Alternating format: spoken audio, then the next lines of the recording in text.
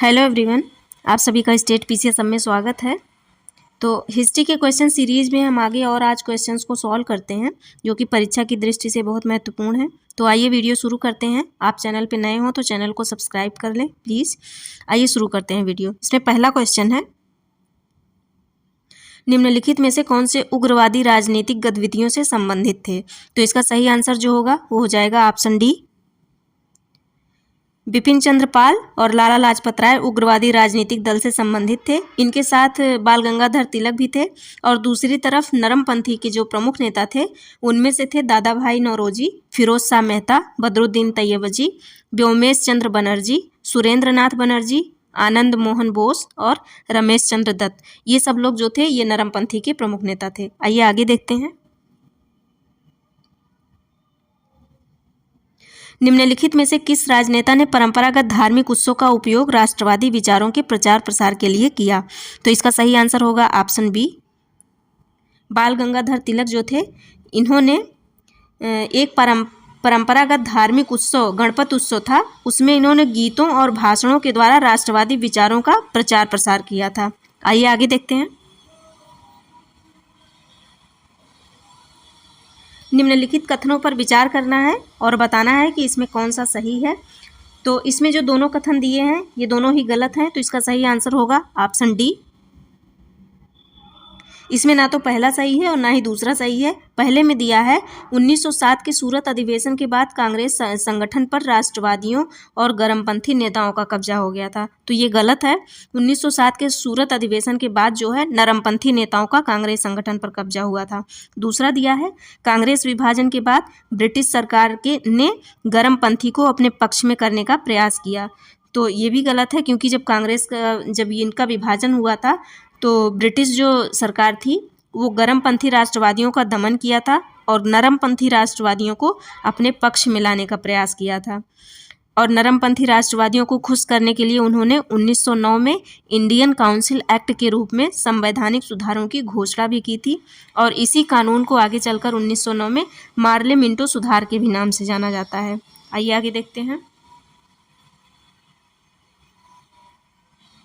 1904 में बंगाल विभाजन के बारे में किस उपनिवेशी प्रशासक ने निम्नलिखित घोषणा की? संयुक्त बंगाल एक शक्ति है, विभाजित बंगाल विभिन्न रास्तों की ओर खींचेगा, यह पूर्णतः सत्य है और इस योजना का एक गुण है।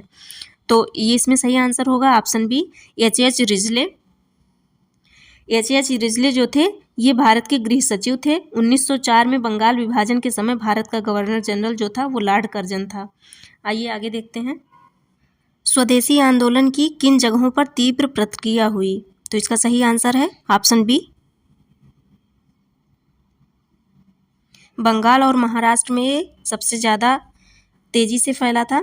अंग्रेजी सरकार के द्वारा जुलाई 1905 में जब बंगाल विभाजन की घोषणा की गई उसके विरोध में 7 अगस्त 1905 को स्वदेशी आंदोलन की शुरुआत की गई थी और यह बंगाल और महाराष्ट्र में बहुत तेजी से फैला था। इसके अलावा यह दिल्ली, मद्रास, पंजाब और बम्बई में भी फैला था। आइए आगे देखते हैं। स्वदेशी आंदोलन के दौरान विभिन्न स्थानों एवं वहाँ के नेतृत्वकर्ताओं के संबंध में नीचे दी गई सूचियों को आपस में मिलाना है कि कौन कहाँ से नेतृत्व किया था। तो इसका जो हमारा ऑप्शन है वो ऊपर है।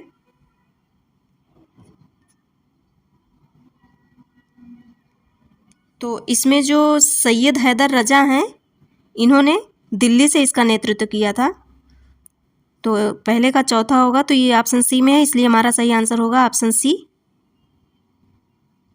चिदम्बरम पिल्ले जो थे इन्होंने मद्रास से किया था, लाला लाजपत राय पंजाब से और हरि सर्वोत्तम राव जो थे ये आंध्र प्रदेश से किए थे। आइए आगे देखते हैं। अखिल भारतीय मुस्लिम लीग के संस्थापक सदस्यों में शामिल थे, इसमें कौन कौन से लोग शामिल थे? तो इसका सही आंसर होगा ऑप्शन बी। आगा खां, नवाब सलीमुल्लाह, नवाब मोहसिन उल मुल्क, ये तीनों लोग शामिल थे। 1906 में ढाका के नवाब सलीमुल्लाह खां के नेतृत्व में अखिल भारतीय मुस्लिम लीग की स्थापना हुई थी और इसमें आगा खां और नवाब मोहसिन उल मुल्क भी शामिल थे। आइए आगे देखते हैं।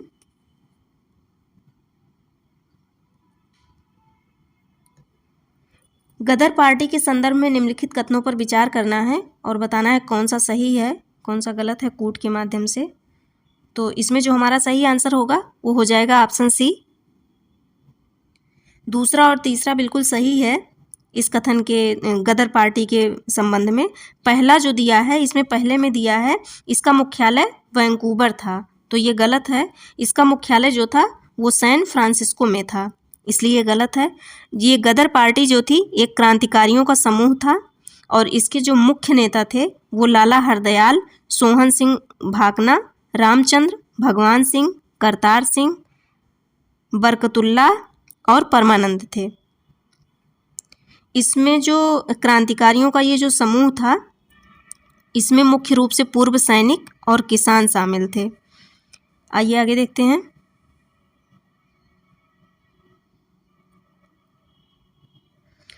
उन्नीस 1914 में घटित कमागाटा मारू प्रकरण के संदर्भ में निम्नलिखित कथनों पर विचार करना है और बताना है कि कौन सा इसमें सही है कूट के माध्यम से।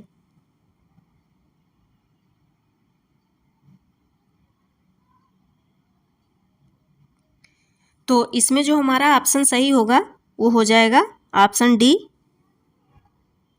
क्योंकि इसमें ना तो पहला सही है और ना ही दूसरा सही है। इसमें पहले में दिया है कनाडा सरकार ने अपने अप्रवासी कानून के तहत भारतीयों को कनाडा में प्रवेश की इजाज़त दी थी जो भारत से सीधे यहाँ नहीं आए थे, तो ये गलत है। इसका सही होगा कनाडा सरकार जो थी वो एक ऐसा अप्रवासी कानून बनाई थी जिसके तहत केवल वही भारतीय कनाडा जा सकता था जो भारत से सीधे कनाडा आया हो, इसलिए पहला गलत है।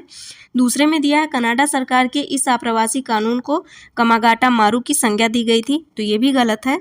कमागाटा मारू जो था ये एक जहाज का नाम था। इसको एक भारतीय नागरिक गुरदीप सिंह ने किराया लेकर हायर किया था और दक्षिण एवं पूर्व एशिया में रह रहे भारतीयों के साथ वैंकूवर जाने का फैसला किया था, इसलिए दूसरा भी गलत है। आइए आगे देखते हैं।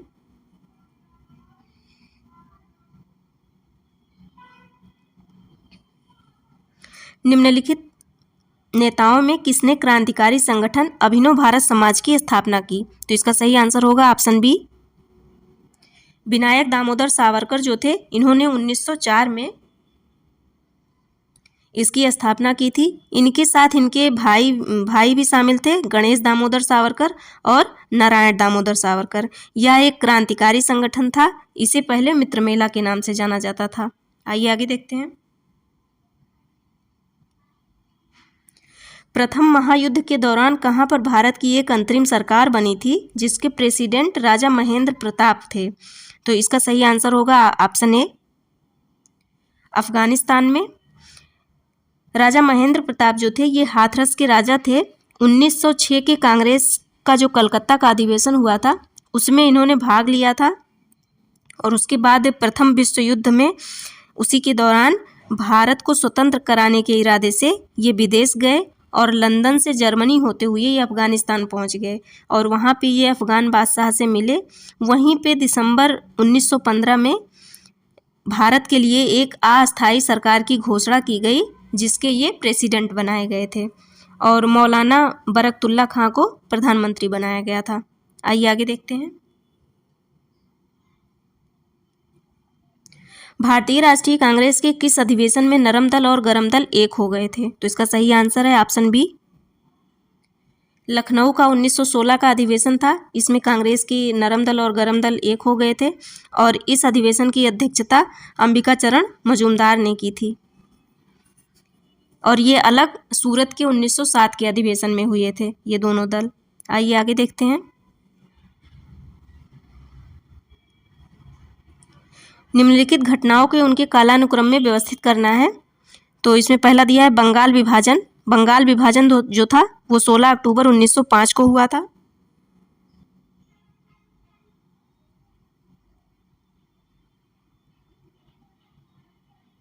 स्वदेशी आंदोलन जो हुआ था वो हुआ था 7 अगस्त 1905 को।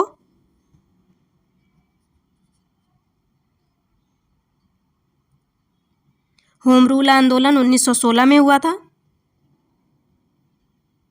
और मुस्लिम लीग की स्थापना जो थी वो 30 दिसंबर 1906 को की गई थी। तो इसमें सबसे पहले जो आएगा वो दूसरा आएगा, फिर पहला आएगा, तो ये ऑप्शन सी सही हो जाएगा। आगे देखते हैं।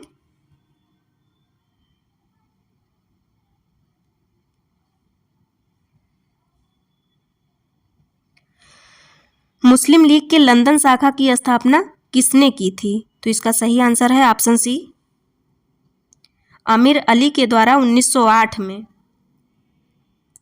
आमिर अली के द्वारा 1908 में मुस्लिम लीग के लंदन शाखा की स्थापना की गई थी। आइए आगे देखते हैं। सर्वप्रथम स्वराज शब्द का प्रयोग निम्नलिखित में से किसने किया था? तो इसका सही आंसर है ऑप्शन डी, दयानंद सरस्वती ने सबसे पहले स्वराज शब्द का प्रयोग अपनी पुस्तक सत्यार्थ प्रकाश में किया है। उसके बाद 1905 के भारतीय राष्ट्रीय कांग्रेस के अधिवेशन में जो बनारस में हुआ था, सर्वप्रथम स्वराज्य शब्द पर चर्चा की गई थी और इस बनारस के अधिवेशन की अध्यक्षता जो है गोपाल कृष्ण गोखले ने की थी।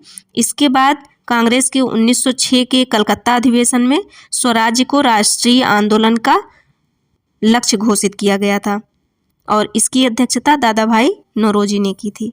आइए आगे देखते हैं।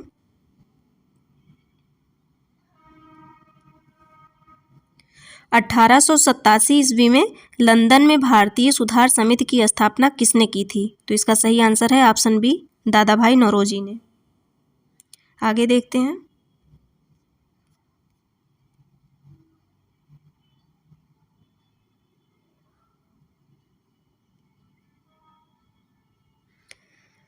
निम्नलिखित में से कौन इंडियन एसोसिएशन का संस्थापक था?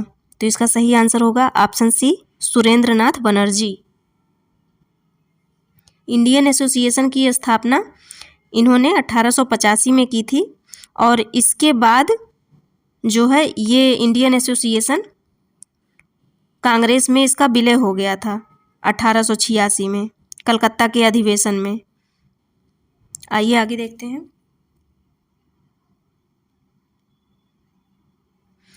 निम्नलिखित संगठनों को उनकी स्थापना के क्रम में व्यवस्थित करना है। तो इसमें जो बॉम्बे एसोसिएशन है, बॉम्बे एसोसिएशन की स्थापना जो हुई थी वो हुई थी 1852 में।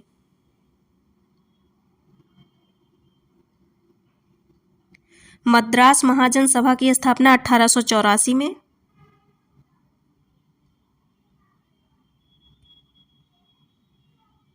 इंडियन एसोसिएशन की स्थापना जो थी वो हुई थी 1876 में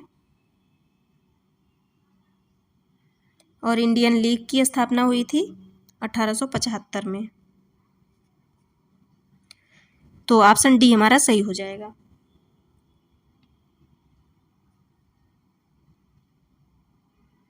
आइए आगे देखते हैं।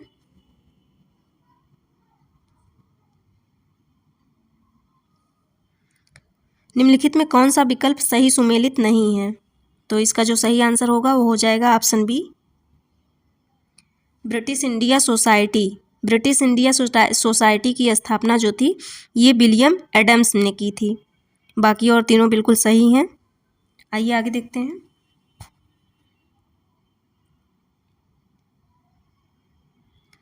किसने कहा था कांग्रेस पतन के लिए लड़खड़ा रही है? मेरी सबसे बड़ी अभिलाषा जब तक मैं भारत में हूँ कांग्रेस की शांतिपूर्ण समाप्ति में सहयोग करना है। तो ये किसने कहा था? तो इसका सही आंसर है ऑप्शन सी, यह लॉर्ड कर्जन के द्वारा कहा गया था। आइए आगे देखते हैं।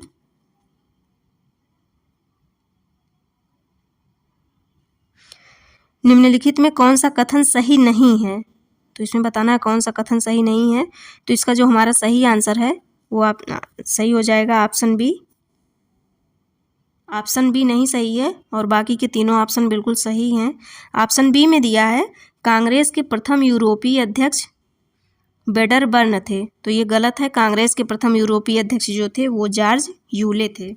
आइए आगे देखते हैं।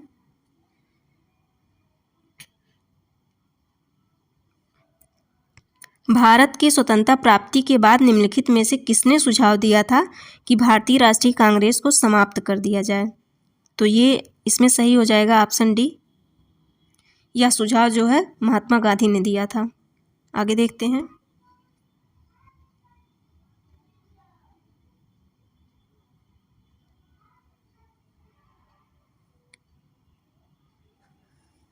भारतीय राष्ट्रीय कांग्रेस के निम्नलिखित अधिवेशनों में से किसकी अध्यक्षता सी विजय राघव चेरियार ने की थी? तो इसका सही आंसर होगा ऑप्शन बी, नागपुर का अधिवेशन था जो 1920 में हुआ था, उसकी अध्यक्षता इन्होंने की थी।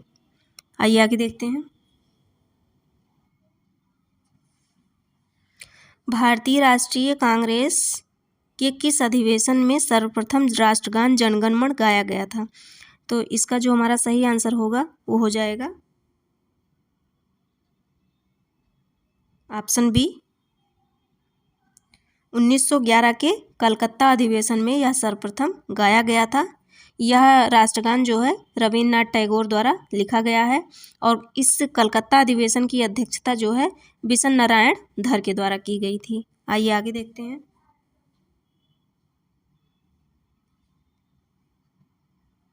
कांग्रेस के किस अधिवेशन में उनका गरम दल और नरम दल के रूप में विभाजन हो गया था? तो इसका सही आंसर है ऑप्शन सी, सूरत अधिवेशन 1907 में गरम दल और नरम दल में ये विभक्त हो गए थे और इस अधिवेशन की अध्यक्षता जो है रास बिहारी घोष ने की थी। आइए आगे देखते हैं। फीफा वर्ल्ड कप 2022 में गोल्डन बूट का पुरस्कार किसे दिया गया था? तो इसका सही आंसर है ऑप्शन बी, किलियन एम्बापे को गोल्डन बूट का पुरस्कार मिला था और इसमें कई सारे पुरस्कार मिले हैं। तो ये किलियन एम्बापे जो हैं ये फ्रांस के खिलाड़ी हैं और इसमें गोल्डन बॉल का जो पुरस्कार है वो लियोनल मेस्सी को दिया गया है, ये अर्जेंटीना के खिलाड़ी हैं। टूर्नामेंट का सर्वश्रेष्ठ युवा खिलाड़ी जो है इसका पुरस्कार एंजो फर्नांडेज को दिया गया है, ये भी अर्जेंटीना के खिलाड़ी हैं। और फीफा फेयर प्ले ट्रॉफी जो है ये इंग्लैंड को मिला है। आइए आगे देखते हैं।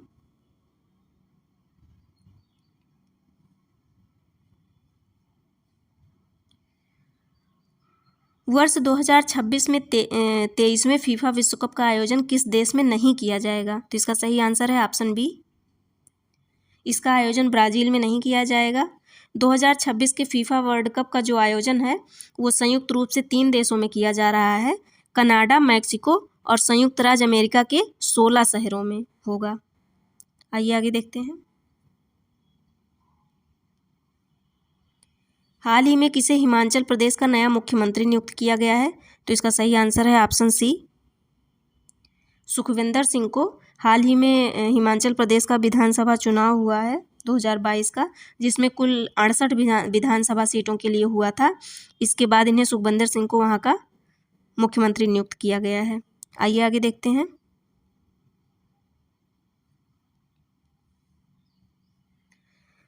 स्वच्छ सर्वेक्षण 2022 के अंतर्गत 1 से 10 लाख जनसंख्या श्रेणी में शीर्ष स्थान किस शहर को प्राप्त हुआ है? तो ये कौन से शहर को प्राप्त हुआ है? इसका सही आंसर है ऑप्शन सी, यह तिरुपति को प्राप्त हुआ है। पहले स्थान पे इसमें तिरुपति है, दूसरे पे मैसूर, तीसरे पे नई दिल्ली, चौथे पे अंबिकापुर और 5वें पे नोएडा। अगला देखते हैं। फोर्ब्स द्वारा हाल ही में जारी विश्व की 100 सर्वाधिक शक्तिशाली महिलाओं की सूची में शीर्ष स्थान किसे प्राप्त हुआ है? तो इसका सही आंसर है option D, Ursula von der Leyen को इनको शीर्ष स्थान प्राप्त हुआ है। दूसरे स्थान पे जो हैं ये यूरोपीय केंद्रीय बैंक की अध्यक्ष क्रिस्टीन लेगार्ड हैं और तीसरे स्थान पे अमेरिकी उपराष्ट्रपति कमला हैरिस को मिला है। और इसमें भारत की वित्त मंत्री जो हैं निर्मला सीतारमण, उनको भी इसमें स्थान प्राप्त हुआ है 100 के अंदर, ये 36वें स्थान पर हैं। आज के लिए इतना ही, मिलते हैं नेक्स्ट वीडियो में। Thank you.